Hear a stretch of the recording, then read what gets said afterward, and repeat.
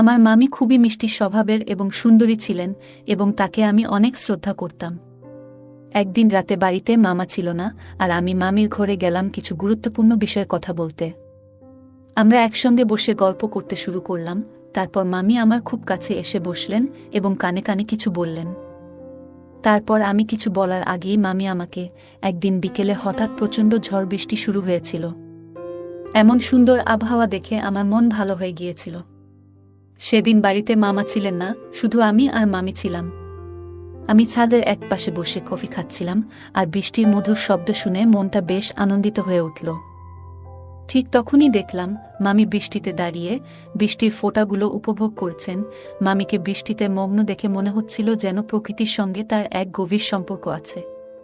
আমি ধীরে ধীরে নেমে এসে মামির পাশে দাঁড়ালাম। দেখলাম তিনি হাসি মুখে বৃষ্টির ফোঁটায় আনন্দে ভিজছেন। মামি আমাকে দেখে হেসে বললেন, কুনাল, আজকের এই আবহাওয়াটা সত্যিই দারুণ। বৃষ্টিতে ভিজতে আমার খুব ভালো লাগে। আমি মুচকি হেসে বললাম, হ্যাঁ মামি, প্রকৃতির এই রূপ সত্যিই মনোমুগ্ধকর। বৃষ্টি পড়ছিল, আর সেই বৃষ্টির ফোঁটাগুলো যেন চারপাশের পরিবেশকে সতেজ ও সজীব করে তুলেছিল। আমি বৃষ্টির মাঝে দাঁড়িয়ে তাকিয়েছিলাম তার দিকে। বললাম, বৃষ্টির মধ্যে তোমাকে দারুণ লাগছে। আমার কথা শুনে তিনি মৃদু হাসলেন এবং কিছুটা লজ্জা পেলেন। আমি আলতোভাবে তার হাত ধরলাম। আমাদের দুজনের হৃদস্পন্দন যেন ধীরে ধীরে বাড়ছিল, আর আশপাশের পরিবেশটা আরও রোমান্টিক হয়ে উঠছিল। আমি তার দিকে একটু এগিয়ে গিয়ে আরও কাছাকাছি দাঁড়ালাম।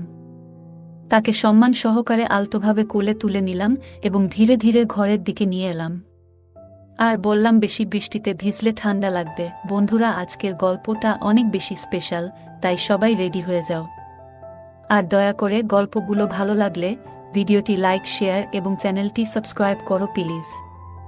আমি তখন সদ্য যৌবনের প্রান্তে পা রেখেছি, আর সেই বয়সে আমি দেখতে বেশ আকর্ষণীয় ও স্মার্ট ছিলাম। আমার ব্যক্তিত্ব দেখে অনেকেই প্রশংসা করত। গ্র্যাজুয়েশন শেষ করে যখন আমি বাড়ি ফিরলাম, মামি আমাকে আন্তরিকভাবে স্বাগত জানালেন। তার এই আন্তরিকতায় আমি মুগ্ধ হলাম এবং আমরা আরও ভালো বন্ধু হয়ে উঠলাম।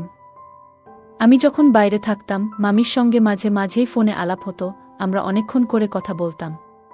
আমরা একে অপরের খুব ভালো বন্ধু হয়ে উঠেছিলাম। কলেজে পড়ার সময় আমার বন্ধুরা প্রায় সময় মজার মজার হিন্দি রোমান্টিক সিনেমা দেখত। তাদের দেখে আমিও ভাবতাম, আমারও যদি এমন কিছু রোমাঞ্চকর মুহূর্ত থাকত। আমার খুব ইচ্ছে ছিল একজন কাছের বন্ধু বা সঙ্গী থাকলে, যার সঙ্গে আমি আমার মনের কথা সহজে ভাগাভাগি করতে পারতাম। তবে আজ পর্যন্ত তেমন কাউকে পাইনি যার সঙ্গে এমন সম্পর্ক গড়ে উঠতে পারে। গ্র্যাজুয়েশন শেষে যখন বাড়ি ফিরলাম, মামির সঙ্গে আমাদের বন্ধুত্ব আরও গভীর হয়ে গেল। আমার মামি দেখতে খুবই সুন্দর ছিলেন এবং তিনি ছিলেন অত্যন্ত সরল ও মিষ্টি স্বভাবের। আর আমি ছিলাম একটু বেশি মজাদার ও দুষ্টু প্রকৃতির। যখন মামা বাড়ির বাইরে থাকতেন, তখন আমি নানা অজুহাতে মামির সঙ্গে মজার গল্প করতাম। মামিও আমার মজাদার কথাগুলো উপভোগ করতেন এবং আমাদের বন্ধুত্ব বেশ গভীর হয়ে উঠেছিল। আমার কলেজের দিনগুলোতে এই ঘটনার শুরু। তখন আমার বয়স ছিল 25 বছর এবং বাড়িতে আমার মা আর আমার মামা এবং নতুন মামি থাকতেন। মামা আমাদের সাথেই থাকতেন। আমার মামার বিয়ে হয়েছিল প্রায় 5 মাস আগে, যা তাদের এক দূর সম্পর্কের চাচার উদ্যোগে হয়েছিল। আমি তখন কলেজে পড়তাম এবং বেশিরভাগ সময় আমার বন্ধুরা মিলে নানা ধরনের মজার গল্প আর হিন্দি সিনেমা নিয়ে আড্ডা দিতাম। যদিও আমি এসব থেকে নিজেকে দূরে রাখার চেষ্টা করতাম, আমার বন্ধুরা খুবই দুষ্ট ছিল। প্রথমে আমি এসব এড়িয়ে চলতাম, কিন্তু ধীরে ধীরে আমিও এসব নিয়ে আগ্রহী হয়ে পড়েছিলাম। কলেজের মেয়েদের সঙ্গে মাঝে মাঝে হাসিঠাট্টা করলেও কখনো সেরকম কিছু ঘটেনি। ভাইয়ের বিয়ের দিন আমি যখন মামিকে প্রথমবার দেখেছিলাম, তখনই মনের গভীরে একটি অদ্ভুত অনুভূতি জাগ্রত হয়েছিল। মনে হচ্ছিল যেন কিছু অসম্পূর্ণ থেকে গেছে। সেদিন মামির মুখের দিকে তাকিয়েছিলাম, মনে মনে ভাবছিলাম, জীবনের অনেক কিছু এখনও অজানা রয়ে গেছে। আমার মামার বিয়ের পরে মাঝে মাঝে আমার মনে হতো, আমারও যদি এমন সুন্দর একজন মেয়ের সঙ্গে বিয়ে হতো। মামি দেখতে সত্যিই খুব সুন্দর ছিলেন।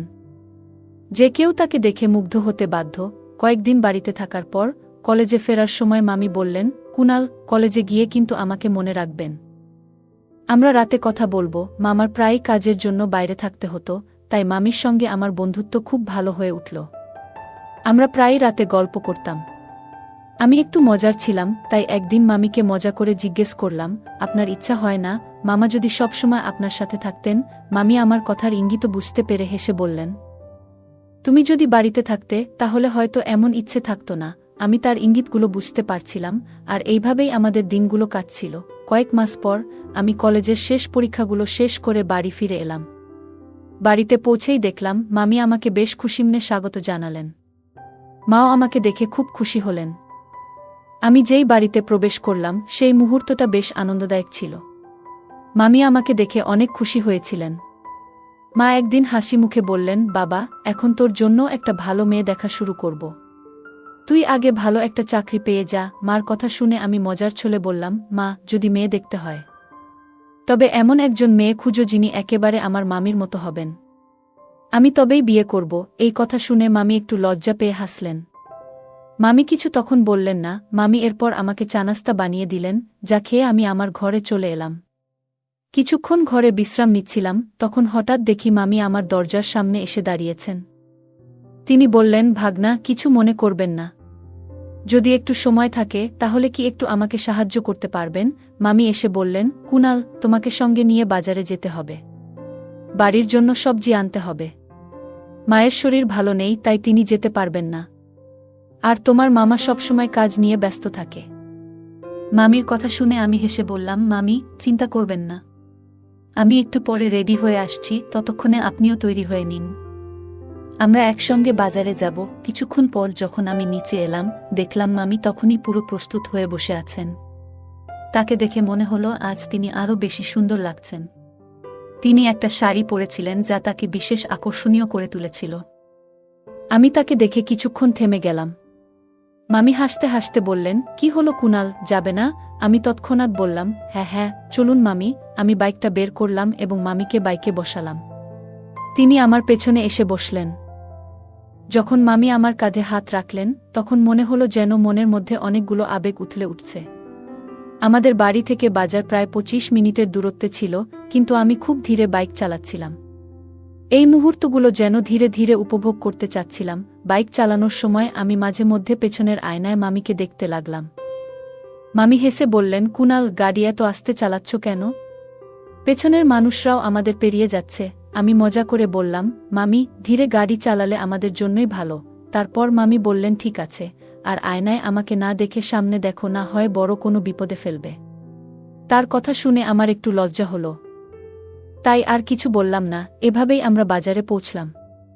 বৌদি বাজার থেকে সবজি কেনার পর আমরা আবার বাড়ি ফেরার পথে বের হলাম।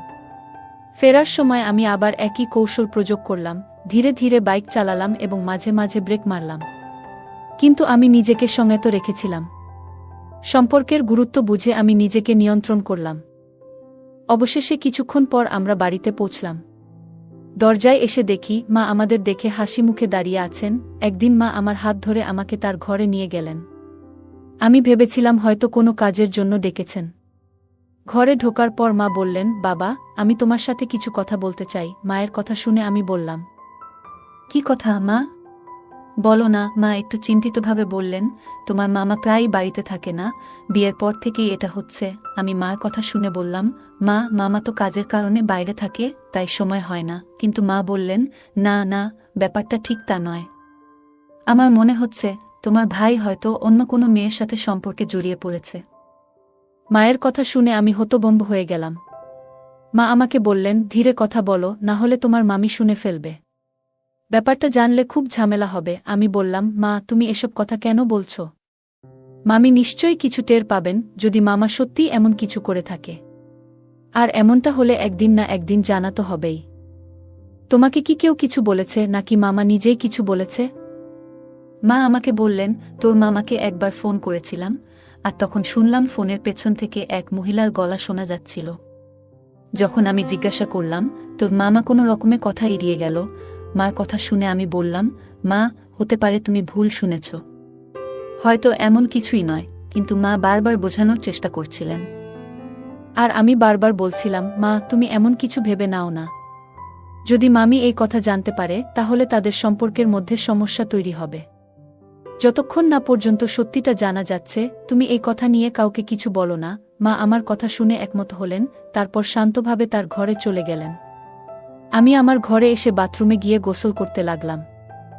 গোসল শেষে বাইরে এসে দেখি মামি আমার ঘরের চেয়ারে বসে আছেন। মামিকে দেখে আমি অবাক হয়ে গেলাম। আমি কাছে যেতেই মামি বললেন, কুনাল, দেখুন না, আপনার মামা আমাকে একদমই সময় দেন না। তিনি প্রায়ই বাড়িতে থাকে না। আজকেও আমি তাকে বলেছি আপনি বাড়ির কাছে এসেছেন, কিন্তু তাতেও উনি আমাকে দেখতেও আসলেন না। মামির কথা শুনে আমার মনে আবার মায়ের কথাগুলো ফিরে এলো। আমি মনে মনে ভাবলাম, হয়তো মা যা বলছিলেন তা কিছুটা হলেও সত্য হতে পারে। কিন্তু আমি মামিকে কিছু বোঝাতে না দিয়ে বললাম, হয়তো তিনি কাজে ব্যস্ত আছেন, তাতে কিছু মনে করার দরকার নেই। তিনি কাল নিশ্চয়ই আসবেন। এরপর আমি ধীরে ধীরে মামির কাছে গিয়ে তাকে সাহস দিলাম। মামির সাথে আমার খুব ভালো বন্ধুত্বপূর্ণ সম্পর্ক গড়ে উঠেছিল। আমরা একে অপরের সাথে অনেক সময় নিজেদের মনের কথা শেয়ার করতাম। আমি তখনও ভেজা চুল নিয়ে দাঁড়িয়েছিলাম। মামি হঠাৎ এসে আমার মাথা তোয়ালে দিয়ে মাথা মুছতে শুরু করলেন। মামির এই ছোট ছোট যত্নশীল আচরণগুলো দেখে আমার মনে তার প্রতি গভীর ভালোবাসা জন্মাতে শুরু করেছিল। একসময় আমার মনে হলো যদি তাকে কাছে টেনে নিই, কিন্তু সঙ্গে সঙ্গে আমি নিজেকে সেই চিন্তা থেকে বের করে নিলাম। মনে হলো এটি একদমই ভুল। রাতের খাবারের পর আমি আমার ঘরে এসে ঘুমিয়ে পড়লাম। সারাদিনের ক্লান্তিতে কখন যে ঘুমিয়ে পড়েছিলাম টেরই পাইনি। রাত আনুমানিক 2টার দিকে হঠাৎ আমার ঘুম ভেঙে যায়। আমি শুনতে পেলাম বাড়ির কোথাও থেকে কান্নার হালকা আওয়াজ আসছে। আমি ধীরে ধীরে সেই আওয়াজ অনুসরণ করতে লাগলাম। বাইরে এসে বুঝলাম আওয়াজটা মামির ঘর থেকে আসছে। আমি দ্রুত সেখানে গেলাম এবং দরজার বাইরে দাঁড়িয়ে শুনতে পেলাম মামি আমার মামার সঙ্গে কথা বলছেন ফোনে। তিনি কান্নার মধ্যে বলছিলেন, আমাদের বিয়ে হয়েছে পুরো 6 মাস, কিন্তু তুমি আমার জন্য কখনোই সময় দাও না। যদি আমাকে পছন্দ না করতে তাহলে এই বিয়ে করলে কেন? তুমি কি আমাকে ধোঁকা দিতে চাচ্ছ? তুমি যদি আমার সাথে সংসার না করো সেটাও বলে দিলে তো হয়। কেন আমাকে তুমি কষ্ট দিচ্ছ? এসব বলে তিনি অনেক কান্না করতে থাকলেন। মামি খুবই কষ্টে ছিলেন। আমি এইসব কথা শুনে আবার নিজের ঘরে ফিরে এলাম। মনে মনে ভাবতে লাগলাম, মা যা বলছিলেন তা কি তবে সত্যি? আমি ভেবেছিলাম যে হয়তো মামা অনেক কাজে ব্যস্ত আছেন, তাই এ বিষয়ে অতিরিক্ত চিন্তা করার কোনো প্রয়োজন নেই। আমি হয়তো ভুল ভাবছিলাম, তাই মনে মনে সিদ্ধান্ত নিলাম যে কাল থেকে আমি মামির আরও ভালোভাবে যত্ন নেব। সকালে উঠেই আমি সরাসরি রান্নাঘরে চলে গেলাম। গিয়ে দেখলাম মামি সেখানে বাসন পরিষ্কার করছেন। আমি চুপচাপ পাশে দাঁড়িয়েছিলাম। আমাকে দেখে মামি হেসে বললেন, কুনাল, আপনি এখানে কি করছেন? আমি বললাম, মামি, আপনি একদম চিন্তা করবেন না। আপনার যদি কোনো কাজ থাকে তবে আমাকে বলুন, আমি আপনার সব কাজ করতে প্রস্তুত। মামি হেসে বললেন, তুমি কি সত্যিই আমার সব কাজ করতে পারবে? তুমি কি আমার কাজগুলো করতে রাজি? মামির এই কথা আমার কিছুটা অদ্ভুত লাগছিল। তার গভীর চোখের দৃষ্টিতে কিছু যেন লুকিয়েছিল। আজ তার ব্যবহারে কিছু আলাদা ছিল। মনে হচ্ছিল তিনি আমাকে বিশেষ কিছু বলতে চাচ্ছেন, যা আমি ঠিকমতো বুঝতে পারছিলাম না। আমি সোজাসুজি বললাম, হ্যাঁ মামি, আমি আপনার সব কাজে সাহায্য করব। তখন মামি হেসে বললেন, ঠিক আছে, সময় এলে আমি তোমাকে বলবো, তখন দেখব তুমি কতটা আমাকে কাজে সাহায্য করতে পারো। এরপর থেকে আমি মামির আশেপাশেই থাকতাম, যেন তার কোনো প্রয়োজন হলে সাথে সাথেই সাহায্য করতে পারি। আমি সবসময় চেষ্টা করতাম যেন মামিকে খুশি রাখতে পারি। একদিন মামিকে একটি সিনেমা দেখানোর জন্য বাইরে নিয়ে গিয়েছিলাম। সিনেমাটা কিছুটা ভৌতিক ছিল, তাই মামি ভয়ে আমাকে শক্ত করে ধরে রেখেছিলেন। মামির এই আচরণে আমার মনে কিছু অনুভূতি জাগ্রত হচ্ছিল, কিন্তু আমি সেগুলো নিয়ন্ত্রণে রাখার চেষ্টা করছিলাম। আমি দেখছিলাম যে মামি আমার কাছে আসতে চাইছেন, কিন্তু আমি ঠিকভাবে বুঝতে পারছিলাম না তার এই ব্যবহারের কারণ। আমি চেষ্টা করছিলাম যাতে আমরা দুজনেই ভালো থাকি। সিনেমা শেষ হওয়ার পর আমরা যখন বাড়ি ফিরছিলাম তখন রাত ছিল এবং শীতের হাওয়া বইছিল। মামি হালকা ঠান্ডায় একটু কাঁপছিলেন। এমতাবস্থায় আমি মামির জন্য নিজের চাদর এগিয়ে দিলাম এবং মামি ধীরে ধীরে আমার পাশে একটু ঘেঁষে এলেন। এই ছোট ছোট মুহূর্তগুলোতে আমাদের মধ্যে এক অদ্ভুত ধরনের বোঝাপড়া তৈরি হচ্ছিল। আমি সবসময় তার পাশে থাকতে চাইতাম এবং তাকে সুরক্ষিত অনুভব করানোর চেষ্টা করতাম। রাতের শীতলতা এবং সেই মৃদু আলোর মধ্যে আমাদের মধ্যেকার সম্পর্ক আরও দৃঢ় হতে থাকল, আর আমার সম্মান তার প্রতি আরও বেড়ে গেল। আমি অনুভব করছিলাম যে মামি আমাকে পেছন থেকে শক্ত করে ধরে রেখেছেন। তার এই আচরণে আমার মনে এক ধরনের অস্বস্তি হচ্ছিল এবং আমি বুঝতে পারছিলাম না ঠিক কিভাবে এর প্রতিক্রিয়া জানাব। বাইকটি ধীরে ধীরে চালিয়ে আমরা অবশেষে বাড়ি পৌঁছালাম। বাড়িতে গিয়ে দেখি মামা উপস্থিত আছেন। মামি মামাকে দেখে খুব খুশি হয়েছিলেন, কিন্তু হঠাৎ তার পিছনে একজন অপরিচিত মেয়েকে দেখলাম। তাকে দেখে আমরা দুজনেই অবাক হয়ে গেলাম। মা পাশেই বসেছিলেন, চোখে জল নিয়ে কাঁদছিলেন। আমি তার কাছে গিয়ে জিজ্ঞেস করলাম, মা কি হয়েছে? মা তখন বললেন, তোর মামা আবার বিয়ে করেছে আর বলছে যে এই মেয়ের সাথেই জীবনের বাকি দিনগুলো কাটাতে চায়। এই কথা শুনে মামি সম্পূর্ণ ভেঙে পড়লেন এবং চিৎকার করে উঠলেন। তিনি ক্ষোভে মামার দিকে তাকিয়ে বললেন, তাই তুমি প্রতিদিন রাতে আমার কাছ থেকে দূরে থাকছিলে? যদি সত্যি অন্য কারো প্রতি ভালোবাসা জন্মে থাকত, তবে একবার আমাকে জানাতে পারতে। আমার জীবন কেন তুমি নষ্ট করলে? তবে মামা চুপচাপ দাঁড়িয়েছিলেন, কোনো উত্তর দিচ্ছিলেন না। আমি নিজেও তার উপর খুব রাগান্বিত ছিলাম এবং বললাম, মামা, তোমাকে উত্তর দিতেই হবে। আমাদের সবার সাথে এভাবে প্রতারণা কেন করেছ? তখন মামা ধীরে ধীরে বললেন, আমি নিজেও আমার জীবনের সমস্যায় হতাশ হয়ে পড়েছি। মামা বললেন, আজ আমি এই মেয়েটিকে আমার সাথে নিয়ে এসেছি কারণ আমি আর এই সম্পর্ক নিয়ে অসন্তুষ্ট থাকতে চাই না। আসলে আমি প্রথমে বিয়ে করতে চাইনি। মা আমার উপর অনেক চাপ দিয়েছিলেন আর তাই আমি বাধ্য হয়ে তানিয়ার সাথে বিয়ে করেছিলাম। আমি ভেবেছিলাম সময়ের সঙ্গে সঙ্গে সব ঠিক হয়ে যাবে, কিন্তু সেটাই আমার ভুল ছিল।